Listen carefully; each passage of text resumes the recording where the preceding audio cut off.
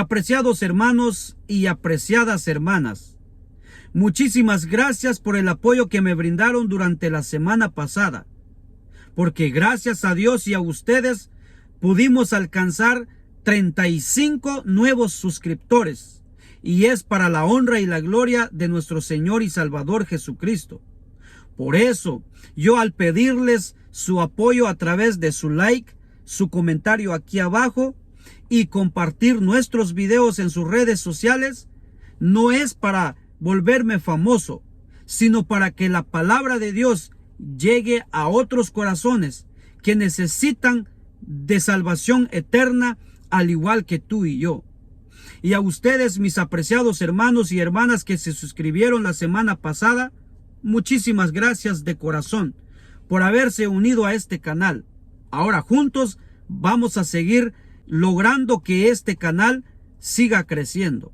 Y a ti que estás aquí por primera vez, únete, solamente dándole clic a ese botoncito donde dice suscribirse y activar la campanita de notificación para que puedas recibir la notificación de nuestro próximo video y así aprender juntos del repaso de nuestra lección y de la palabra de nuestro Dios. Así que muchísimas gracias. Ahora, no te olvides regalarnos tu me gusta, tu comentario, una petición o acerca de nuestra lección, será bienvenido su comentario. Ahora, bienvenidos al repaso de nuestra lección número 5, que lleva por título La buena noticia del juicio, en la parte del día domingo, que lleva por título La importancia de la hora del juicio. Apocalipsis 14:7 dice que la hora del juicio de nuestro Padre Celestial ha llegado. ¿Por qué es importante el juicio?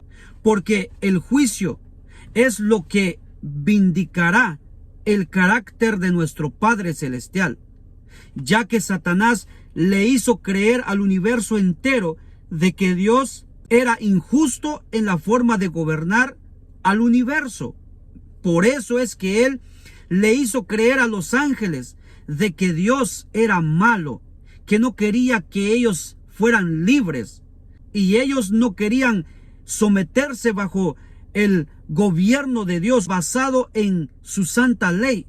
Y Satanás pues engañó a los ángeles, haciéndoles creer que él lograría un gobierno totalmente libre. Ahora, el juicio es lo que hará que el universo entero se dé cuenta de que Dios es verdaderamente justo, amoroso, misericordioso y lleno de gracia. Por eso es importante, porque esa semilla que Satanás sembró, aún hoy día hay gente que piensa que Dios es un Dios cruel, un Dios tirano, un Dios malo, que se venga inmediatamente de sus hijos cuando pecan. Por eso mucha gente dice, Dios te va a mandar un castigo por lo que hiciste. Dios no castiga a nadie. Más bien Dios ha hecho todo lo posible para que tú y yo nos salvemos. Por eso es que el evangelio eterno es la única esperanza que tenemos en el juicio. Y miren lo que escribió David. En Salmos 51, 1 al 4 dice: Ten compasión de mí, oh Dios, conforme a tu gran amor, conforme a tu inmensa bondad. Borra mis transgresiones, lávame de toda mi maldad y límpiame de mi pecado. Yo reconozco mis transgresiones, siempre tengo presente mi pecado. Contra ti he pecado, solo contra ti, y he hecho lo que es malo ante tus ojos. Por eso, tu sentencia es justa y tu juicio irreprochable. Aquí el salmista David reconoce que él estaba sufriendo por su propia decisión, que él había pecado contra Dios, había hecho lo malo contra el Señor, pero ahora él clama por el amor del Señor, clama por su perdón, clama para que Dios le diera una segunda oportunidad. Y bendito sea el nombre de nuestro Dios, porque Dios le dio otra oportunidad al salmista David. Pero aquí David deja en claro de que él era el culpable y no Dios. Eso es precisamente lo que el juicio nos revela y al universo entero, de que Dios es verdaderamente justo y Satanás quedará al descubierto como un enemigo malo, un enemigo que desea nuestra destrucción.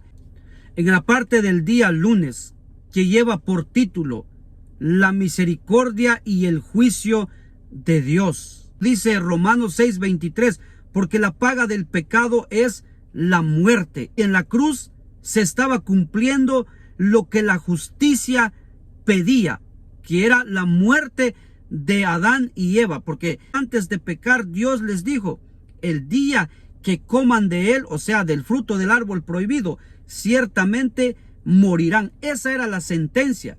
Sin embargo, la misericordia dice que la dádiva de Dios es vida eterna en Cristo Jesús, Señor nuestro. El único que podía reconciliar la justicia y la misericordia era Cristo Jesús. En Cristo Jesús la justicia y la misericordia se besaron en la cruz del Calvario. Es decir, llegaron a un acuerdo. Yo pago el pecado, pero también doy la oportunidad al ser humano para que tenga la salvación, la vida eterna. Por eso es que en el día del juicio, tú y yo tenemos la oportunidad de la salvación eterna. Apocalipsis capítulo 20, versículo 12 dice: vi también a los muertos, grandes y pequeños, de pie delante del trono. Se abrieron unos libros y luego otro, que es el libro de la vida. Los muertos fueron juzgados según lo que habían hecho, conforme a lo que estaba escrito en los libros. Aquí dice que los libros fueron abiertos y cada uno fue juzgado según las obras que estaban en los registros sagrados. Ahí, mi apreciado hermano, tu salvación y mi salvación no depende cuán bueno hayamos sido o cuán malo hayamos sido. Nuestra salvación únicamente depende de nuestro Señor y Salvador Jesucristo, lo que Él hizo en la cruz del Calvario. Sin embargo, cuando un ser humano acepta a Jesús como su Salvador personal, esa persona es transformada. Y cuando es transformada, ahora hace obras para la honra y la gloria del Señor, pero no para salvarse, sino para serle fiel a Dios en todo lo que Dios le manda a hacer. Así que, mi apreciado hermano, que por su misericordia en el juicio tú y yo saldremos libres y salvos por toda la eternidad, gracias a nuestro Señor y Salvador Jesucristo. En la parte del día martes, que lleva por título una escena magnífica, en el libro de Daniel capítulo 7, versículo 9, 10 y 13, dice: mientras yo observaba esto, se colocaron unos tronos y tomó asiento un venerable anciano. Su ropa era blanca como la nieve y su cabello blanco como la lana. Su trono con sus ruedas centelleaban como el fuego. De su presencia brotaba un torrente de fuego. Miles y millares le servían. Centenares de miles lo atendían al iniciarse el juicio. Los libros fueron abiertos. En esa visión nocturna vi que alguien con aspecto humano venía entre las nubes del cielo, se acercó al venerable anciano y fue llevado a su presencia. Aquí la escena magnífica que ve Daniel es precisamente la hora del juicio, cuando Dios se sentó en su trono, y ahí dice que centenares, millares estaban delante de él. Los libros fueron abiertos, mi apreciado hermano y mi apreciada hermana. La hora del juicio comenzó en el año 1844, donde Dios comenzó la hora del juicio, desde Adán hasta el último ser viviente. Ahora, el proceso se inició No sabemos si tú y yo ya pasamos o todavía no. Lo único que sabemos es que el juicio ha empezado. Ahora dice el texto bíblico que al mismo tiempo vino uno como el Hijo del Hombre sobre las nubes hasta el anciano de días, y ahí estuvo delante de él. ¿Sabes quién es el que entró ante la presencia de nuestro Padre Celestial sobre las nubes? Cristo Jesús. El Padre comenzó a hacer el juicio, pero Cristo entró a abogar por nosotros en el santuario celestial, en el lugar santísimo, ante la misma presencia de nuestro Dios. Por eso es que Primera de Juan 2:1 dice: hijitos, estas cosas os escribo para que no pequéis. Pero si alguno hubiera pecado, abogado tenemos ante el Padre, a Jesucristo el justo. ¿Quién es el que está ahí clamando por nosotros? Cristo Jesús. Él es quien nos representa ahí ante el Padre. Él es el que aboga por ti y por mí. Él es nuestro amigo intercesor en la presencia de nuestro Padre Celestial. Qué maravilloso es que Cristo Jesús esté ahí clamando por ti y por mí. Cristo está haciendo todo lo posible y ha hecho todo lo posible para que tú y yo nos salvemos. Ahora, en la parte del día miércoles, que lleva por título Un vistazo al cielo, Apocalipsis 4:1 en adelante dice así: después de esto miré, y ahí en el cielo había una puerta abierta, y la voz que me había hablado antes con sonido como de trompeta me dijo: sube acá, voy a mostrarte lo que tiene que suceder después de esto. Al instante vino sobre mí el Espíritu y vi un trono en el cielo y a alguien sentado en el trono. El que estaba sentado tenía un aspecto semejante a una piedra de jaspe y de cornalina. Alrededor del trono había un arco iris que se asemejaba a una esmeralda. Rodeaban al trono otros 24 tronos, en los que estaban sentados 24 ancianos, vestidos de blanco y con una corona de oro en la cabeza. Aquí Juan ve la misma escena que vio Daniel. Juan dice que había un trono y alguien sentado en el trono. No hay duda de que era nuestro Padre Celestial, el anciano de días, ahí llevando a cabo el juicio. Y dice que delante de él habían 24 tronos, y en esos 24 tronos 24 ancianos. ¿Y qué representan esos 24 ancianos? Bueno, según el autor de nuestra lección, dice que podría ser, tal vez, representan a todos los redimidos que un día se regocijarán alrededor del trono de Dios. O tal vez representen a los que resucitaron en la resurrección de Cristo y que ascendieron al cielo con Él. Sabes, no importa a quiénes representan estos 24 ancianos. Lo importante del juicio es que la buena noticia es que tú y yo un día seremos salvos por toda la eternidad. Y por eso dice que llevaban coronas y vestidos blancos. O sea que coronas de victoria, coronas de vida eterna, vestidos de justicia, que eso representa que sus pecados fueron perdonados. Bendito sea el nombre del Señor. Mi apreciado, que me escuchas, y mi apreciada, luchemos, pero no solamente nosotros, sino luchemos con nuestra familia para que entremos en la patria celestial y estar por toda la eternidad con nuestro Señor y Salvador Jesucristo. Por eso es que no debemos de tener miedo al juicio divino. ¿Por qué? Porque el juicio de nuestro Dios es precisamente para darnos la oportunidad de la salvación. Y tú y yo decidimos hacia dónde queremos estar. Si decidimos alejarnos de Dios, si decidimos no aceptar a Jesús, pues en el juicio seremos condenados, no porque Dios lo haya querido, sino porque así lo quisimos.